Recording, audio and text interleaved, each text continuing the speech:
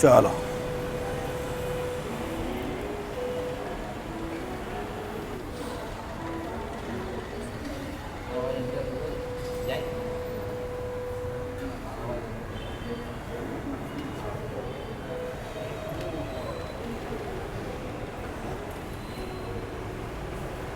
સ્વામિનારાયણ સ્વામિનારાયણ હરે સ્વામિનારાયણ હરે.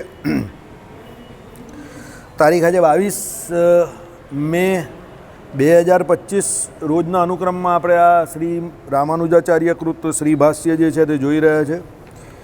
એમાં આપણે ગઈકાલે લઘુ સિદ્ધાંતમાં જગતગુરુ શંકરાચાર્યનો એવો પક્ષ જોયો કે ભાઈ કર્મ મીમાંસાની કોઈ જરૂર નથી જ્ઞાન મીમાંસા માટે.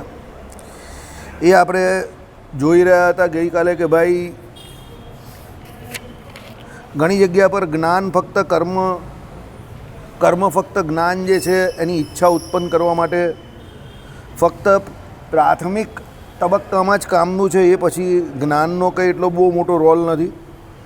મોક્ષ માટે તો એમ કહે કે જ્ઞાન જરૂરી છે. જ્ઞાન કેવું છે તો ઉત્પન્ન થઈ જાય છે. તે પછી એમ કહે કે આ બધી જે સત્યમ જ્ઞાનમ અનંતમ બ્રહ્મ નિરવય નિષ્ક્રિય શાંત નિર્દોષ નિરંજન છે, આ આત્મા બ્રહ્મ છે, એ બધી શ્રુતિઓ જોઈ. એટલે બ્રહ્મને પોતાના સ્વરૂપનું જ્ઞાન થવું એ જ મુખ્ય બાબત છે. અને એના માટે કર્મની એટલી કંઈ ખાસ બહુ જરૂર નથી. આવું કોણ કહે છે? શંકરાચાર્ય કહે છે. હવે એના માટે બધા જે સાધનો છે સમદમાદિક તે પાછું એ લોકોએ કરવાનું કહ્યું છે, પણ એ પણ પ્રાથમિક તબક્કામાં કે ભાઈ સમદમાદિક જે કોઈ કર્મ કરવાના છે તે તો અંતઃકરણને કેવું નિર્મળ કરવા માટે. પછી અંતઃકરણ નિર્મળ થયા અને એક વખત જ્ઞાન થઈ ગયું બ્રહ્મને પોતાના સ્વરૂપનું, પછી કોઈ સાધનની કે કોઈ કર્મની જરૂર નથી. હવે આગળ આ વાક્યાર્થ જ્ઞાનમાં શ્રવણ મનન અને નિધિધ્યાસન ઉપયોગી છે. વેદાંત વાક્યો આત્મૈકત્વ વિદ્યાનું પ્રતિપાદન કરે છે. એમ તત્વદર્શી આચાર્ય પાસેથી ન્યાય એટલે ઉપપત્તિ, યુક્તિ અને કારણ પ્રદર્શન યુક્ત અર્થનું ગ્રહણ કરવું એ એમ કહી કે શ્રવણ કહેવાય છે. બરાબર. એટલે આપણે જે આપણા સંપ્રદાયમાં પણ છે ને શ્રવણ મનન નિધિધ્યાસન અને સાક્ષાત્કાર, એટલે શું કહ્યું? શ્રવણ મનન નિધિધ્યાસન ઉપયોગી છે, દરેક જગ્યા પર ઉપયોગી છે. તમે એમ કહી કે શ્રવણ એટલે શું છે? ઇન્દ્રિયગત જ્ઞાન જે છે એને શ્રવણ કહેવામાં આવે છે. તમે અત્યારે જે સાંભળો છો તે તમારું શ્રવણ છે. બરાબર. પછી એમ કહી કે એનું તમે એમ કહી કે અંતઃકરણ દ્વારા મન બુદ્ધિ ચિત્તના અહંકાર એના દ્વારા મન દ્વારા જે મનન કરો, એમાં જે શ્રવણ કર્યું હોય એમાં જેટલી વસ્તુ તમને કામની હોય એટલી તમે એનું મનન કરો.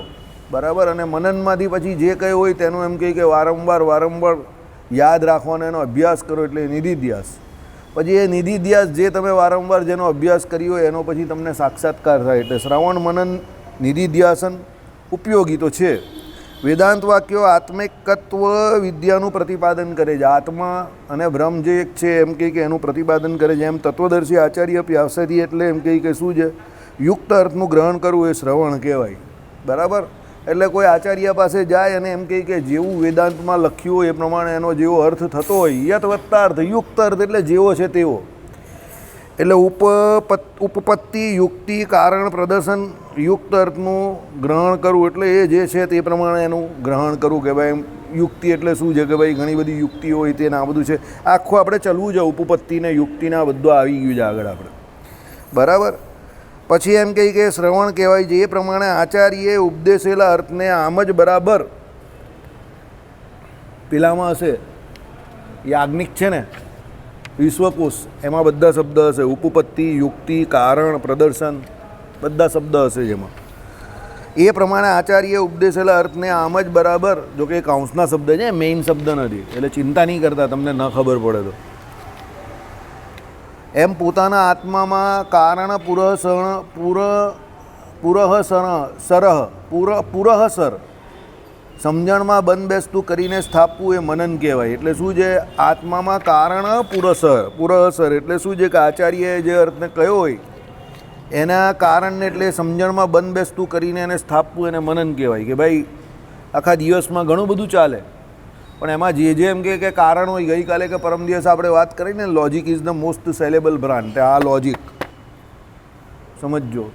તમારે એન્જિનિયરિંગમાં પણ લોજિક્સ આવતા હોય બધા. તે લોજિક્સ જે કહેવું ને તે મિકેનિઝમ ઓફ એક્શન હોય ને બધાના, કોઈ પણ યંત્રો હોય કે એના મિકેનિઝમ ઓફ એક્શન, તે પ્રિન્સિપલ્સ તમારામાં જે આવે ને તે થિયોરીઝમાં બધા પ્રિન્સિપલ્સ આવે. તે પ્રિન્સિપલ્સ ઉપરથી પછી બધી ટેકનોલોજી હોય તે ઇન્વેન્ટ થતી હોય.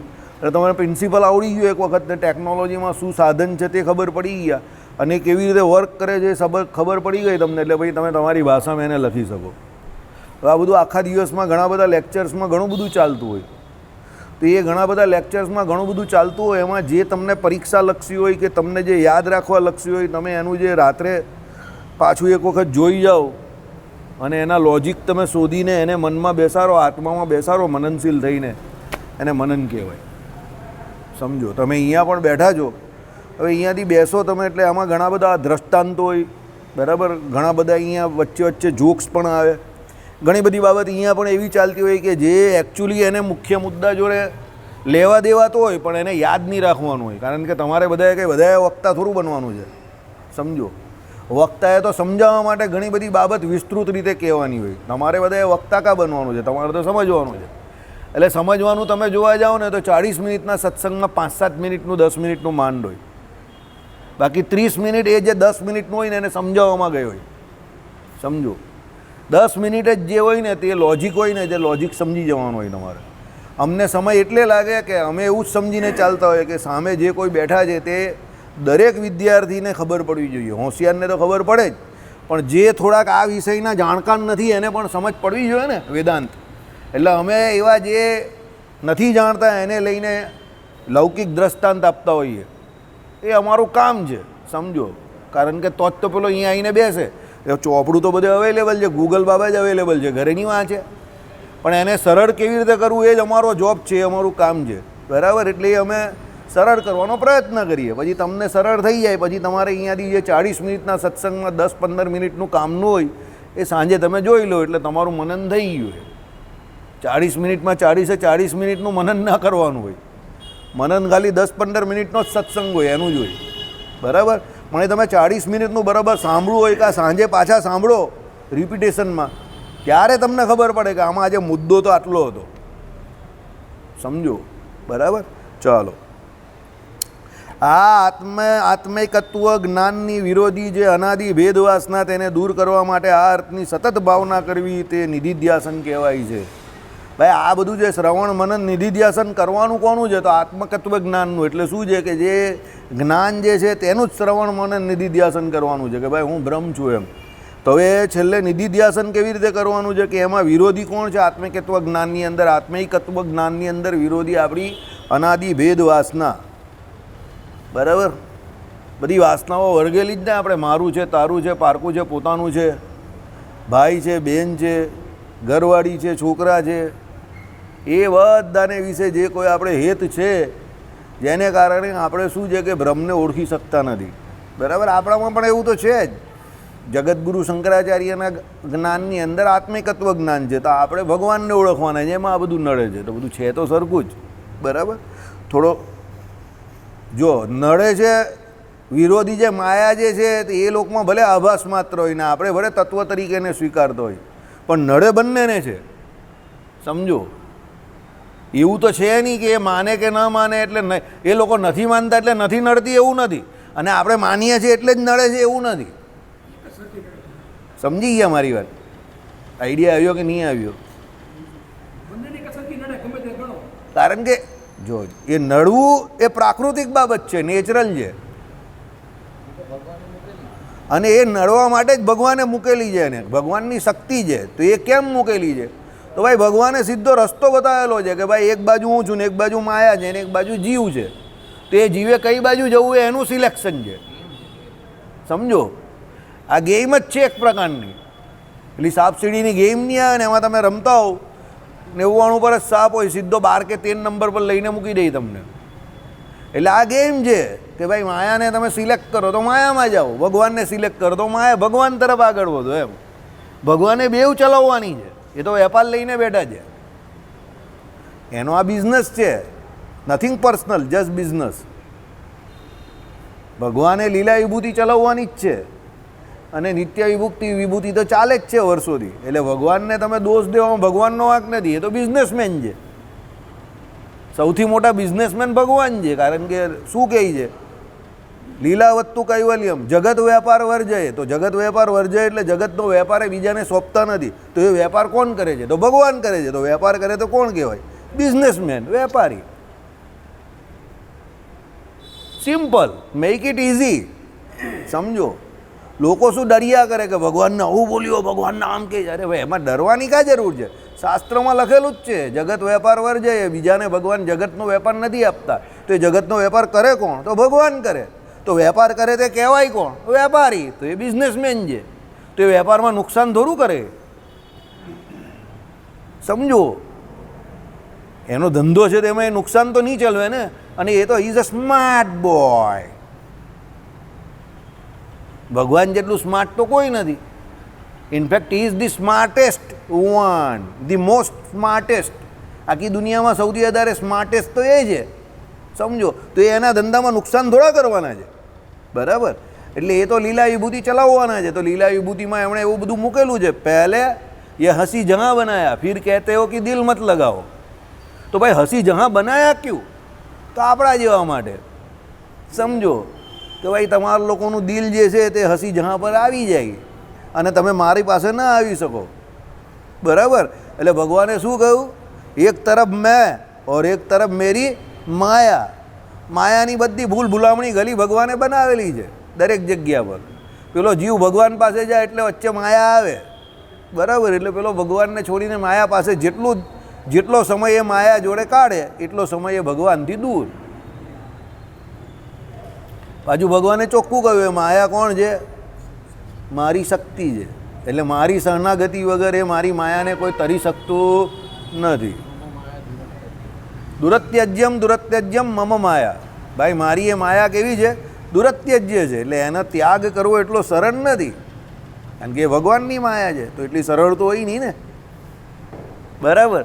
હવે એ આત્મતત્વ જે જ્ઞાન જે છે, પેલો કે આ તો સાંભળી તો લીધું તો જ્ઞાન થઈ ગયું આપણે. અરે એમ થોડું થઈ જાય, સાંભળવાથી થઈ જતું હોય તો કેટલા લોકો સાંભળી લીધું. એમ થોડું થાય. અત્યારે આત્મતત્વ જ્ઞાનની જ વાત કરતો એને ફોન આવે હમણાં, તો જ્ઞાન બધું મૂકીને ભાગમ ભાગે ભાગા. બરાબર?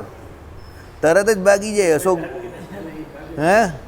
અશોકભાઈને હમણાં જ કહે કે ભાઈ પેલાના ડબ્બાનો ઓર્ડર મળે છે. અશોકભાઈ કહે કે સત્સંગ તો રોજ ચાલવાનો જ છે, 1,00,000 ડબ્બાનો ઓર્ડર મળવાનો નથી. એના કરતાં અહીંયાથી છોડીને ભાગો પહેલાં. કાલે સાંભળી લઈશું, રાત્રે નહીં તો જમતા અહીંયા સાઈડ પર મૂકી દઈશું, સત્સંગ ચાલશે. 1,00,000 ડબ્બાનો ઓર્ડર થોડો મળવાનો છે. એટલે અશોકભાઈ આમ કરીને એની ગોદડી બી અહીંયા મૂકીને ચાલ્યા જાય. બરાબર? તમે કહો અશોકભાઈ ગોદડી છે કે બીજી લઈ લેવા? રાખો, ગોદડી રાખો. તમે 1,00,000 ડબ્બા વેચી નાખવા દે પહેલાં. એટલે આત્મૈકત્વ જ્ઞાન જે છે કે આત્મા એ બ્રહ્મ છે, એકત્વનું જ્ઞાન મેળવવું અહીંયા સાંભળવામાં બહુ સારું છે, પણ એનું આચરણમાં શું? એટલે એનું નિધિધ્યાસન જરૂરી છે. બરાબર? એટલે એ લોકો કહે છે કે ભાઈ એનું નિધિધ્યાસન શું છે કે અનાદિ ભેદવાસના તેને દૂર કરવા માટે આ અર્થની સતત ભાવના રાખવી. હું કોણ છું? આત્મા છું, અજર છું, અમર છું, અછેત છું. મહારાજે કહ્યું ને આત્મનિષ્ઠા અને ભગવાનનું મહાત્મય, આ બેની શું લગાવી દેવી? એમ કહી કે રટણ ચાલુ ને ચાલુ રાખવું. રટ આ બેની લગાવી દેવી, આત્મનિષ્ઠા ને ભગવાનનું મહાત્મય, આ બંનેની રટ લગાવી દેવી. રટણ આખો દિવસ કર્યા કરવાનું. ભાઈ આત્મનિષ્ઠા એટલે હું આત્મા છું, અજર અમર અછેદ હવે જ છું. અને ભગવાનનું મહાત્મય તો જેટલું કહેવું એટલું ઓછું છે. તમે બરાબર? અનંતકોટી બ્રહ્માંડની ઉત્પત્તિ સ્થિતિને પ્રલય એ બધાને કરનારા કોણ છે? ભગવાન છે. પ્રલય કાળે પણ જે જીવ હતો માયાના ગર્ભમાં એને વિશે ભગવાન અંતર્યામી પણ રહ્યા હતા. ઉત્પત્તિ કાળે એ જ બધા જીવને ભગવાન બહાર કાઢે છે એના અનાદિ કર્મો સહિત. અને પછી એને જે તે યોની ભગવાન એમ કહે કે એના કર્મે જોઈને આપે છે. સ્થિતિ કાળે પાછા એમ કે જે તે યોનીમાં આવેલો હોય તે યોનીમાં એમ કહે કે એને યથાકાળ, યથા સંભવિત, યથા એના કર્મો પ્રમાણે ભગવાન સુખ અને દુઃખ આપે છે. તો આ બધું ભગવાનનું મહાત્મય છે. માણસમાંથી માણસ થવો, પશુમાંથી પશુ થવું, કૂતરામાંથી કૂતરા થવા, બિલાડામાંથી બિલાડા થવા. આકાશમાં જો આજે અત્યારે જો બફારો કેટલો છે, ગરમી છે. કાલે ન કરે નારાયણ, ભગવાનની એવી ઈચ્છા થઈ જાય તો વાદળા થઈ જશે એકદમ ને ધોધમાર વરસાદ પડી જશે. તમે કહો કે આ બધું કાથી થઈ ગયું? એકદમ ગાજવીજ સાથે વરસાદ થઈ જાય ઘડીકમાં. આ બધું શું છે? ભગવાનનું મહાત્મય છે. આજે સૂર્યનારાયણ તમને બહુ અકળાવે એવી ગરમી ફેંકતા હતા, કાલે સૂર્યનારાયણ દેખાતા જ બંધ થઈ જાય. તમે કહો કા ગાયબ થઈ ગયા? એક દિવસમાં ગાયબ નથી ભાઈ, વાદળ વચ્ચે આવી ગયા છે. આ બધું શું છે? તો ભગવાનનું મહાત્મય છે. કેવી ભગવાને અદલ બદલનો ક્રમ કરેલો. માણસમાંથી માણસ થાય, કૂતરામાંથી કૂતરો થાય, બિલાડામાંથી બિલાડો થાય. બરાબર? સમજુ તો સમજુ થાય, ગગા તો ગગા થાય. બરાબર? ઘણા એવા થાય કે એને ગમે એટલા ઘસો પણ સમજે જ નહીં. હાલા સમજે જ નહીં. જડ એટલે જડ જ રહી. બરાબર. હવે એ ભગવાનની જ માયા છે ને, સમજો. એટલે ભગવાને મહાત્માય ભગવાનનું આવું મહાત્માય છે કે ભાઈ અનંત કોટી બ્રહ્માંડની રચના કરી, એમાં એક બ્રહ્માંડ જેનો આપણે પાર નહીં પામી શકતા. આવા તો અનંત કોટી બ્રહ્માંડ છે, તો કેટલા મોટા મોટા બ્રહ્માંડ છે. પાછા એ પોતે પોતાની અંતર્યામી શક્તિએ કરીને જળ અને ચૈતન બંને વ્યાપીને રહ્યા છે. વિચાર કરો તો આ ભગવાનનું મહાત્મય. એટલે આ પ્રમાણે એની રટ લગાવવાની ભગવાને કહી, તો પેલી અનાદિ વાસના જે છે તે ટળે. કાલે જ મેં વાંચ્યું વાસના કેવી રીતે ટળે, તો 2 રીત બતાવેલી છે લોયાના બીજા વચનામૃતમાં. પહેલી રીત ભગવાનની મૂર્તિનું ધ્યાન કરવું, બીજી રીત ભગવાનની આજ્ઞામાં રહેવું, અને ત્રીજી સૌથી મોટી કામને જીતવાની રીત ભગવાને બતાવી એ જ વચનામૃતની અંદર. ભગવાનનું જેમ બને તેમ વધારે મહાત્મય સમજવું. જેટલું ભગવાનનું મહાત્મય સમજે એનું કામ જે છે એનો કામ ટળી જાય. બરાબર. એટલે કહેવાનો મતલબ શું છે કે આ પ્રમાણે નિધિધ્યાસન કરે તો સાક્ષાત્કાર થાય. બાકી તો સાંભળનારા ને બોલનારા તો બધા બહુ જોરદાર વક્તા ને જોરદાર શ્રોતા મળી જાય તમને, પણ આચરણ કરનારા બહુ ઓછા છે. એટલે પેલું શ્રી કૃષ્ણ ભગવાને ગીતામાં કહ્યું કે આ બધામાંથી કોઈ એક મને પામે છે. કારણ કે આચરણ કરનાર એ જે છે તે એક છે. આચાર્યનો અર્થ આપણે ત્યાં શું કહ્યો? તમે કોઈ પણ વિષય પર આચાર્ય થાવ, પીએચડી થાવ કે આચાર્ય થાવ, તો આચાર્યનો અર્થ શું કયો? આચરતી ઇતિ આચાર્ય. જેનું આચરણ છે તે આચાર્ય છે. જો આવી ગયા ને કરીમને ટોક્કર બેઉ સાથે, આજે લઈને આવી ગયો ને આને, હા કાલે કાં ચાલ્યો ગયેલો તું? તને કેટલો શોધતો હતો? આ ફાર્મ હાઉસ ગયેલો? હા, મજાની જિંદગી એકદમ. બસ ચાલો. એટલે શું છે ભાઈ, આને શું કહેવાય? નિધિધ્યાસન કહેવાય. બરાબર. ચાલો. આ પ્રમાણે શ્રવણ આદિએ કરી જેની સમસ્ત ભેદવાસના દૂર થઈ છે. બરાબર. આ બધું કરે શ્રવણ મનન નિધિધ્યાસન, અને એની ભેદવાસના બધી દૂર થઈ જાય. એવા પુરુષની અવિદ્યાની વાક્યાર્થ જ્ઞાન નિવૃત્તિ કરે છે. એટલે એની જે માયા જે અનાદિકાળથી એને એટલે વળગેલી છે, જે એને માયાનો એટલે અવિદ્યાનો જે આરોપ થયેલો છે, જેને કારણે એ ભ્રમ પોતે પોતાને જીવ સમજે છે. ગોપાલ પેલી બેગ લઈ લે નિગમ પાસે, તે શું છે? ટળી જાય. કેમ? એણે જે કંઈ ગુરુ પાસે શ્રવણ કર્યું, એનું મનન કર્યું, અને પછી એનું નિધિધ્યાસન કર્યું, એનું ટળે. Practice makes man perfect. 100 વિદ્યાર્થીઓમાં શિક્ષક તો બધાને સરખું જ ભણાવે છે. આચાર્ય દ્રોણ પાંડવ અને કૌરવોમાં ભેદબુદ્ધિ ન રાખતા હતા, સમજો. પણ બધા યોદ્ધા તો બન્યા, બરાબર, પણ અર્જુનજી જેવો કોઈ ધનુર્ધન ન બન્યો, અને ભીમસેન અને દુર્યોધન જેવો કોઈ ગદાધારી ન બન્યો. બધાની પોતપોતાની અલગ અલગ રીત હતી, અને બધા પોતપોતાના હિસાબે લડવાવાળા હતા, સમજો. એટલે કહેવાનું તાત્પર્ય શું છે કે ભાઈ આચાર્ય દ્રોણે કંઈ પક્ષપાત ન કરેલો, પણ પેલા લોકોની, હવે એનો છોકરો હતો અશ્વત્થામા, એ પૂરેપૂરો અર્જુન જેવો ન બની શક્યો હતો. બરાબર. એટલે એણે શું કહ્યું આચાર્ય દ્રોણે કે ભાઈ મારા ઘરના આંગણામાં તું નંબર 1 મારા માટે, કારણ કે તું મારો પુત્ર છે. પણ મારી શાળાની અંદર મારો વિદ્યાર્થી જે નંબર 1 છે તે નંબર 1. એટલે અહીંયા અર્જુન નંબર 1. અશ્વત્થામાને જ્યારે ઈર્ષા થઈ ગયેલી કે ભાઈ જે કંઈ એમ કહે કે અર્જુન કરી શકે તે હું પણ કરી શકું, તો તમે અર્જુન અર્જુન કેમ કર્યા કરો છો? એટલે કસોટી રાખેલી આચાર્ય દ્રોણે. પછી એને કહ્યું કે ઈર્ષ્યા કોઈ જગ્યા પર બરાબર નથી. એટલે ઈર્ષ્યાનો સ્વભાવ અશ્વત્થામાનો પહેલેથી હતો, તે છેલ્લે સુધી એને નડ્યો પાંડવો જોડે. બરાબર. કોઈના ગુણ જોઈને ઈર્ષ્યા થવી બહુ મોટો દુર્ગુણ છે. તમારામાં રૂડા ગુણ ના આવવા દે, અને છેલ્લે અંતે જતા એ તમને તમારા વિનાશ તરફ લઈ જાય. ની જ જાય ને. તો આસુરી જીવ હોય એ કોઈ દિવસ ન સુધરે, ભલે મંદિરે આવી જાય કે ભલે ગમે એટલું કરી નાખે. તો જ તો શ્રાપ દે ભગવાનને. જે માણસ ભગવાનને શ્રાપ દઈ શકતો હોય એને કેટલી ઈર્ષ્યા હોય. હવે એણે તો શ્રી કૃષ્ણ ભગવાનને સાક્ષાત જોયેલા, દ્વારિકા સુધી ભગવાનનું સુદર્શન લેવા ગયેલા એ ભાઈ, ભગવાન પર જ ચલાવવા માટે. ભગવાનના સમયમાં જતા એ ભાઈ, તો પણ એની ઈર્ષ્યા ટળી.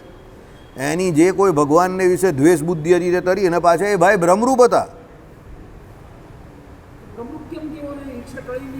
હા, તે તો બ્રહ્મરૂપ હતા એ ભાઈ, પણ એને ભગવાનને વિશે ભક્તિ ન હતી. અડધો હતો, અડધો, હાફ. બરાબર. હાફ વ્યક્તિ હતો એ બ્રહ્મરૂપ હતો, અને એને કુસંગ લાગેલો. કોનો? દુર્યોધનનો કુસંગ લાગેલો. એને કરીને કારનામું કરી નાખ્યું એ ભાઈએ, સમજો. એને ભગવાન શ્રી કૃષ્ણની શરણાગતિ ન હતી, ભક્તિ ન હતી. એટલે એ આનો મતલબ શું છે સમજો. બ્રહ્મરૂપ હોવું એટલે જ્ઞાની હતો, બરાબર છે, પણ ભગવાન શ્રી કૃષ્ણને વિશે એને ભક્તિ ન હતી, જેને કરીને એણે આટલું બધું બગાડી નાખ્યું પોતાનું. એટલે કહેવાનો મતલબ શું છે સમજો. જ્ઞાની ગમે એવો મોટો જ્ઞાની હોય, સમજજો, જ્યાં સુધી એને ભક્તિનો રંગ ચડ્યો નથી, યાદ રાખજો, બહુ અઘરું છે. જ્ઞાની જ્યારે પણ પડે ત્યારે બહુ મોટો નાસ્તિક થાય, અને ભક્તિવાળો જ્યારે પડે ત્યારે બહુ મોટો ભોગી થાય. આ બંનેના બહુ મોટા દુર્ગુણ છે. જ્ઞાની પડે ને એક વખત એટલે એ બહુ મોટો નાસ્તિક થાય, પછી ખતરનાક નાસ્તિક થાય. અને ભક્તિ માર્ગમાંથી જે પડ્યો હોય ભક્ત હોય તે બહુ મોટો ભોગી થાય, સમજજો. એટલે ભગવાને બંને રાખવાનું કહ્યું છે. જ્ઞાને સહિત શું કરવાની છે? શ્રી કૃષ્ણ ભગવાનને વિશે મહાત્મય, જ્ઞાને સહિત ભક્તિ, બંનેને સાથે એટલે રાખેલું જ ભગવાને, યાદ રાખજો. અશ્વત્થ ભક્તિમાંથી પડે ને, 100% પડે. સમજાવે કેવી રીતે સમજાવે? આ લખેલું જ તો છે વચનામૃતની અંદર ભગવાને. ભાઈ, ભગવાનના ધામનું જ્યારે વર્ણન આવે ત્યારે રાધિકાજી, લક્ષ્મીજી આદિ ભગવાનના પત્નીઓના જ્યારે વસ્ત્ર, આભૂષણ, અલંકાર, રૂપોની વાત આવે, ભગવાનના ધામમાં જે ભોગ હોય એની વાત આવે. હવે પેલાને જ્યારે ભક્તિ માર્ગમાં એ ગયો છે ને એને જ્ઞાન નથી, સમજો, તો એ જે ત્યાંના ભોગો છે તે ભોગવવા ઈચ્છે. જેવું જગતમાં એમ કહે કે રૂપ જેનું છે એના કરતાં તો કેટલા ગણું, જેવો આખા જગતમાં એટલે અનંતકોટી બ્રહ્માંડમાં કે ધામોમાં જેવો રાધિકાજી કે પછી એમ કે લક્ષ્મીજીનો એમ કહે કે રૂડો કંઠ છે અને એમનો જેવો મધુર સ્વર છે એવો તો કોઈનું નથી, એમના જેવું રૂપ તો કોઈનું નથી, અને એ લોકમાં જેવા ભોગ છે તેવા તો કોઈ જગ્યા પર નથી. તો જે એકલી ભક્તિ કરે છે અને એને જ્ઞાન નથી થયું હજુ, સમજજો, ને એને ભક્તિ છે તો એ ત્યાં જઈને પણ પડી શકે છે. ત્યાં જઈ પછી તો પડે જ નહીં, સાધન અવસ્થામાં જ પડે. ત્યાં જાય પછી પડે એ તો પછી પેલો અવગુણ લીધેલો તે શ્રીદામા અને રાધિકાજીએ, એ ભગવાનના ભક્તનો બંને દ્રોહ કર્યો એકબીજાનો એટલે પડ્યા, બરાબર. એટલે પડ્યા એટલે એ તો ભગવાને ભગવાનના ભક્તનું મહાત્મય બતાવ્યું. ત્યાં ભગવાને કહ્યું જ પાછું કે પડ્યા ના કહેવાય, કારણ કે પાછા ત્યાં જ પહોંચેલા હતા. પણ કહેવાનો મતલબ ભગવાને શું કહ્યું કે એ તો ભગવાનના ભક્તનું ભગવાને મહાત્મય બતાવ્યું કે અવગુણ ન લેવો. ભગવાને એમાં લખ્યું છે પડે છે તે તો સાધન અવસ્થામાં જ પડે છે. એટલે જ્ઞાની એકલો પણ જોખમી છે અને ભક્તિવાળો એકલો પણ જોખમી છે. બંનેનું કોમ્બો જોઈએ, કોમ્બિનેશન. અશ્વત્થામાં બેસ્ટ એક્ઝામ્પલ છે. બ્રહ્મરૂપ હતો તો પણ પડી ગયો, કારણ કે એને ભક્તિ ન હતી. પાંડવોને બધું હતું એટલે આટલું મોટું યુદ્ધ થયું. એ લોકોના કેટલા બધા પ્રિય જે એના સંતાનો હતા, પાંડવોના ઘણા બધા સંતાનો મરી ગયા હતા મહાભારતના યુદ્ધને વિશે, સમજો. એવું ન હતું કે એ લોકોના સંતાન ન મરેલા હતા, એમના પણ સંતાનો મરેલા જ હતા બહુ બધા, બરાબર. એટલે બધા જ મરી ગયેલા ને. અરે કર્ણના પણ બધા સંતાન મરી ગયેલા. જે દિવસે અભિમન્યુ મર્યો ને એને બીજે દિવસે પાંડવોએ બધા કર્ણના બધા છોકરાને માર નાખેલા. બોલો, બહુ હત્યા થયેલી મહાભારતમાં, કચ્ચર ઘાણ વળી ગયેલો. 22 25 30 વર્ષના છોકરા બધાના મરી ગયેલા, સમજો. યુદ્ધ કોઈ દિવસ કોઈને જોતું નથી, અને ખુંવારી થાય ત્યારે બંને પક્ષે જ ખુંવારી થાય, યાદ રાખજો. એટલે તો કહું છું કે જ્ઞાન અને ભક્તિ બેઉ જરૂરી છે. એક અવાજ વ્યક્તિ હતા, આપણે અહીંયા આગળ કથામાં વાત કરેલી જ છે. આપણે બનારસ કાશીમાં બહુ મોટા પંડિત હતા અને શાસ્ત્રાર્થ મહારથી હતા અને બધાને બહુ હરાવતા હતા. તો ભગવાન શિવે જેવા કાશીમાં પ્રવેશ કર્યો એટલે લીલા કરી એવી, અને જે ઝાડની નીચે બેઠેલા હતા ત્યાં ઘણા બધા ભૂત હતા, પ્રેત હતા, ને એ પ્રેતોએ એમને કહ્યું કે તારે અમારી ટોળકીમાં જ આવવાનું છે મરીને. આ ભગવાન શિવજીની માયા હતી. પછી એ ગભરાઈ ગયા અને એને પૂછ્યું કે આવું કેમ? તો એને કહ્યું કે ભાઈ તે જેટલા લોકોને હરાવતો તું કાશી સુધી આવેલો છે તે બધાનો તને શ્રાપ લાગેલો છે, એને કરીને તું મરીને ભૂત થવાનો છે, અમારી યોનિમાં આવવાનો છે. જ્ઞાની માણસ હતો, બ્રાહ્મણ, સર્વશાસ્ત્રનો પારંગત. તેને ઘણા બધાને હરાવેલા હતા. એમનું નામ પણ મને યાદ હતું, પણ મારો જેવો સ્વભાવ છે પ્રમાણે નામ હું પાછો ભૂલી જ ગયો છું. એ બદલ તમારે મને એવોર્ડ આપવો જોઈએ. પણ વાત સાચી છે. પછી આ બધી લીલા ભગવાન શિવની જ હતી. કેમ? ભગવાન શિવ એની અંદર ભક્તિનો રંગ નાખવા માંગતા હતા. આને જ્ઞાનનો બહુ અહંકાર છે ને, અને જ્યાં સુધી ભક્તિ ન થશે ત્યાં સુધી આવો જ રહેશે.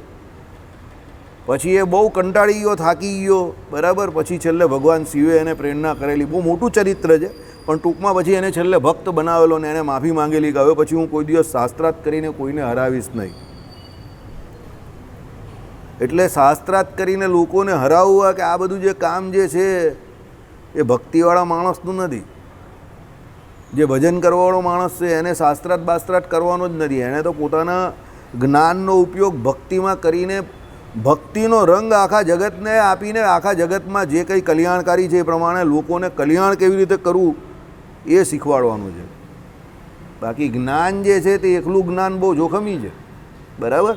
એટલે આમાં જે આત્મિક જ્ઞાનની વાત કરી તો એ આત્મિક જ્ઞાન અદ્વૈતીઓ માટે તો શુષ્ક જ્ઞાન જ થઈ જાય છે. કારણ કે બ્રહ્મરૂપ થઈ ગયો, પોતે પોતાને બ્રહ્મ માને, પછી તો ભજન કરવાનો નથી.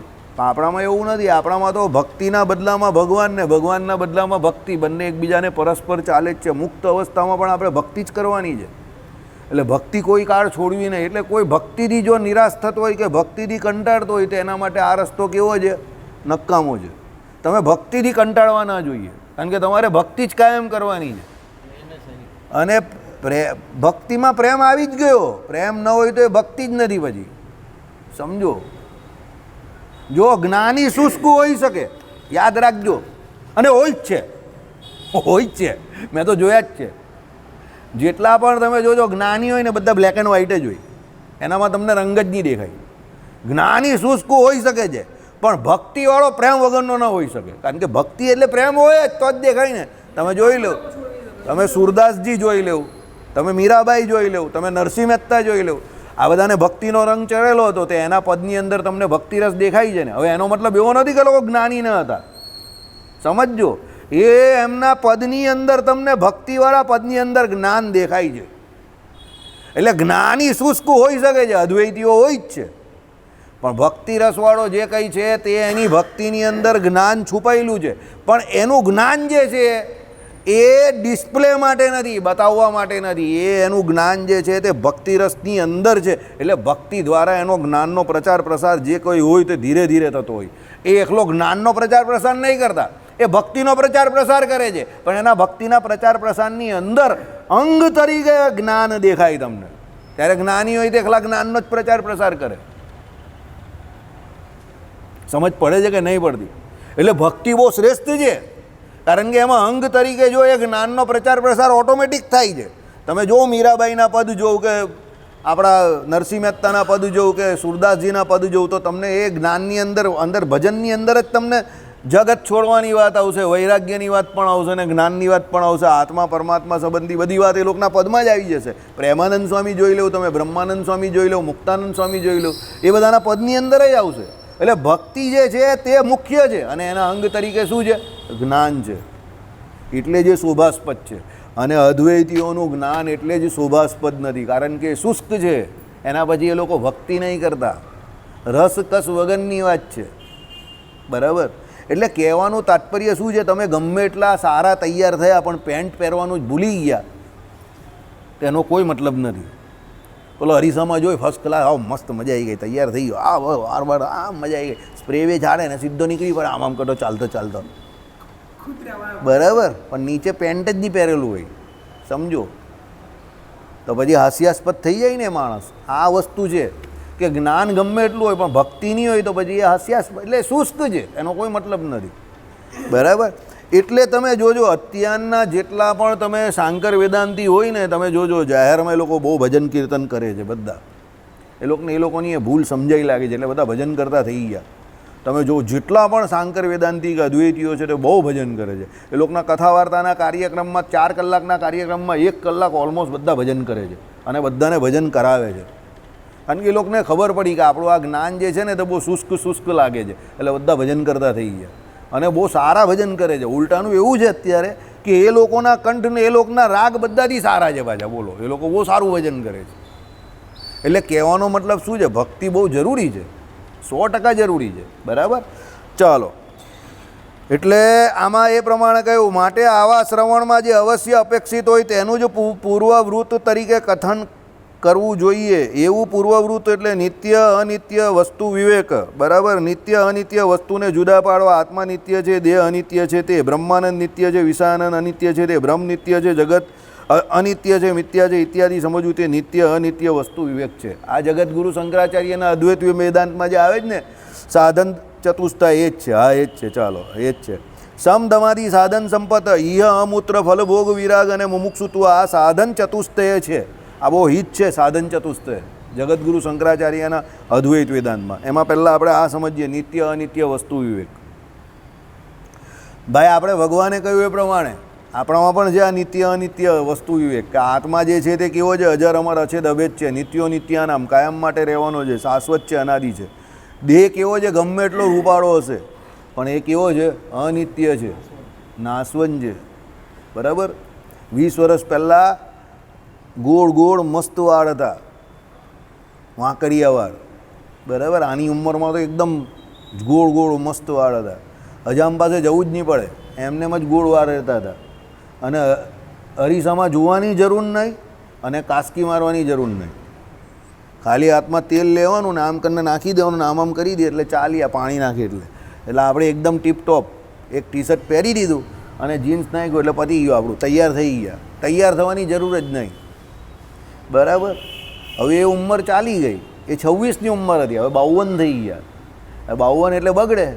52માં બધું બગડે. કહેવત જ છે 52નું માયાનું ટોળું અને 52માં બધું બગડે. એટલે બધું એક એક કરીને બધું બગડી ગયું. બરાબર. વાંકડિયા વાર હતા તે ચાલ્યા ગયા. હજુ થોડીક જમીનની લેન ને દરિયાની લેર અહીંયા બચેલી છે, જુદી પડે છે ભૂગોળમાં આવે પ્રમાણે. બરાબર. એટલે એ બધું કાળે કરીને જાય એક એક એક એક કરીને એનો નાશ થાય ને. કારણ કે જેનો નાશ થાય એ શરીર છે, સમજો. તેનો નાશ થવાનો જ છે, એ કાયમ માટે એવું નથી રહેવાનું. એટલે એ અનિત્ય છે. અને આત્મા જે અંદર રહેલો છે તે કેવો છે? નિત્ય છે. તો 26 વર્ષનો હતો ત્યારે જેવો હતો એવો જ અત્યારે પણ છે. બરાબર. કદાચ ત્યાર કરતાં અત્યારે વધારે પાવરફુલ થયો. છેલ્લા 26 વર્ષમાં અંદર રહેલો આત્મા પાવરફુલ થયો. શરીર કેવું થયું? નિર્બળ થયું. પણ આત્મા કેવો થયો? પાવરફુલ થયો. કેમ પાવરફુલ થયો? ભાઈ એ આત્માને ઘણા બધા અહીંયા અનુભવો થયા, સમજો. ઘણા બધા લોકોનો સંગ થયો, ઘણા બધા લોકોના અનુભવ થયા. ખરા ખોટા માણસ મળ્યા, ખરા બનીને આવેલા ખોટા માણસ મળ્યા. બરાબર. જેને આપણે હાવ ખોટા સમજતા હતા એમાંથી ઘણા કામના પણ નીકળ્યા. આ બધા જે અનુભવો થયા એટલે આત્મા કેવો થયો? મજબૂત થયો. પણ શરીર કેવું થઈ ગયું? નિર્બળ થઈ ગયું. બરાબર. એટલે આને નિત્ય અનિત્ય વસ્તુ વિવેક આ સમજવાનો છે કે ભાઈ શરીર પાછળ બહુ સમય કાઢવો નહીં, કારણ કે એ તો એનું કામ કરવાનું છે. એ તો ધીરે ધીરે જે એના નાશ તરફ જઈ રહ્યું છે તે નાશ જ થવાનો છે. ચલો. એટલે પહેલાં શું કહ્યું? દેહ અનિત્ય, બ્રહ્માનંદ નિત્ય છે, વિષયાનંદ અનિત્ય છે. ભાઈ આપણે ત્યાં પણ એવું જ છે. ભગવાન સંબંધી સુખ કેવું છે? એક વખત ભગવાન સંબંધી સુખ તો નિત્ય થઈ જાય ને. અત્યારે તો પેલા ભાઈ એસી મસ્ત ચાલુ કરે છે નારાયણ મુનિદેવની સામે, એટલે એમ પણ બહુ આનંદ આવે છે. બહાર ગરમી થતી હોય એટલે નારાયણ મુનિદેવની સામે માળા ફેરો, અંદરથી જે ઠંડક આવે, બહુ મજા આવે. આપણે થાય કે આ બ્રહ્માનંદ બહુ નિત્ય છે, બહુ મજા આવે છે. ને એમાં પેલો ટુરુંગ કરીને આવીને બેલ વગાડે, એવો ખારો ખારો લાગે. મેં કહું આ ટ્રાઇકોસ ક્યાંથી આવી જાય છે ટાઈમ પર પાછો? બરાબર. ટ્રાઇકોસ બહુ ટાઈમ પર આવી જાય પાછો. બરાબર. અને એ બાજુ બેલ વગાડે, પાછો આ બાજુ પહેલાં દર્શન બંધ કરી નાખે, પછી પાછો ભડાક દે નારાયણ મુનિદેવના, પછી હરિકૃષ્ણ મહારાજના, પછી પાછા અહીંયા આવવાનું 5-10 મિનિટ અહીંયા સેટ થતા થાય. ગરમી બરમી લાગતી હોય પછી ચાલુ થાય, પછી સેટ થાય. બાકી તો બ્રહ્માનંદ બહુ જોરમાં આવતો હોય, મજા આવે તમને. વિજયભાઈ કહીને વાસુદેવભાઈ આગળ ઊભા થઈ જાઓ, મજા આવશે. ઘનશ્યામ મહારાજ પાસે પણ આજે તો ચાલુ કરાવ્યું એસી, પેલા હિંમત પાસે ને ઊભા રહી ગયા, મજા આવી ગઈ. ગુલાબી ગુલાબી મસ્ત પિંક પિંક.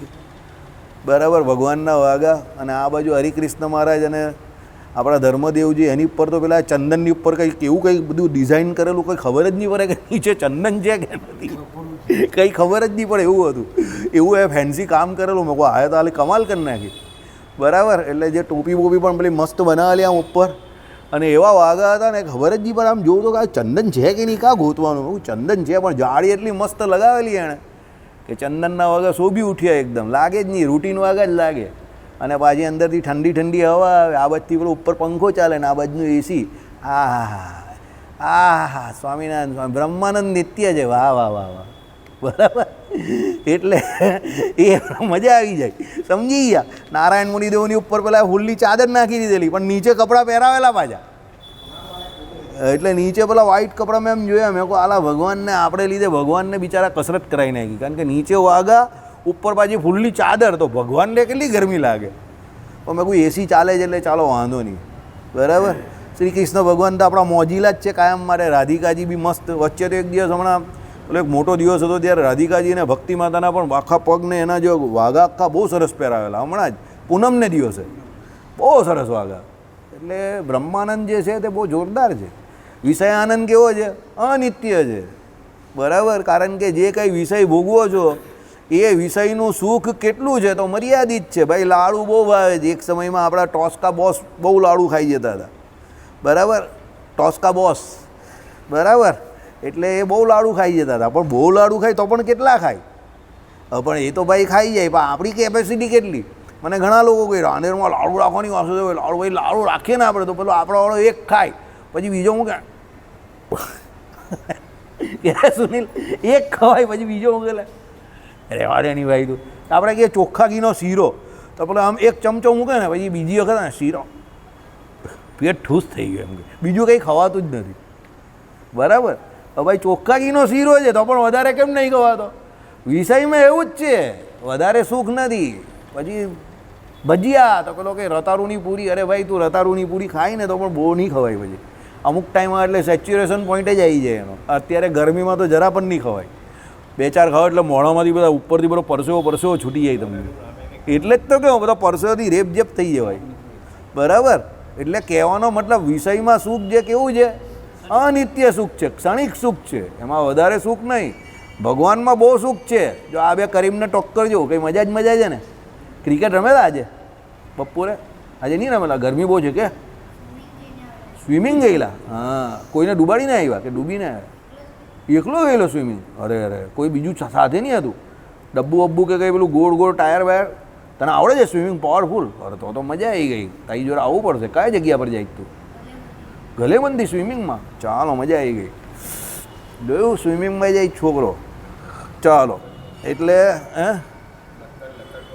લકર, હા સારું કહેવાય. અમને તો સ્વિમિંગનું મન થાય તો બાપા પેલી ઉપર ટાંકી હતી ને અમારા ઘરનું પતરું ખોલ નાખે, કર સ્વિમિંગ એટલે કૂદીને. ચાલ સ્વિમિંગમાં જવું છે, આલે પતરું ખોલ નાખ્યું અંદર કૂદી જાય, જા સ્વિમિંગ કર્યા કર બેઠો બેઠો. બરાબર, એટલે હવેના સમય બદલાઈ ગયો એટલે બાપા એ લોકોને પૂરેપૂરી છૂટ આપે છે. હવે એ બદલાય નહીં ને એટલે ચાલો.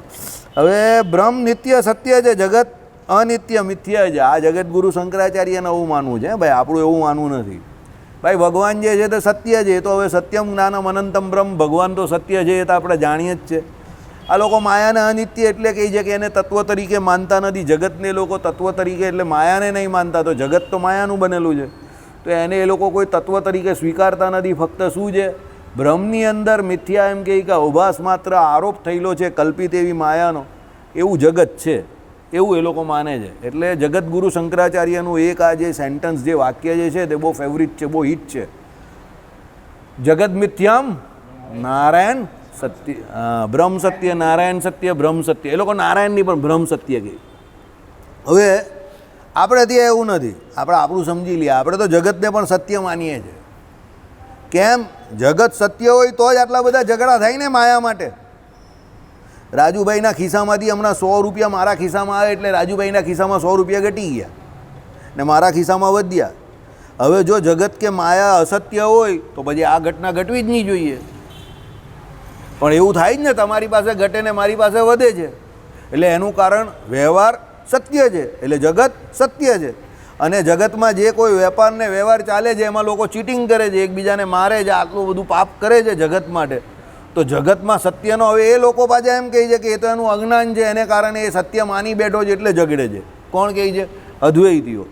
રામાનુજ વેદાંત એવું કહે છે ના ભાઈ, જગત સત્ય જ છે, અનાદિ છે. કારણ કે એ જ જગત જે છે તે કારણ રૂપે પહેલાં પ્રલય અવસ્થામાં હોય જ છે અને એ જ જગત એમ કે કાર્ય રૂપે બાજુ સ્થિતિ અવસ્થામાં આવી જાય છે. કારણ કે જે કારણ હોય તેનું જ કાર્ય થાય.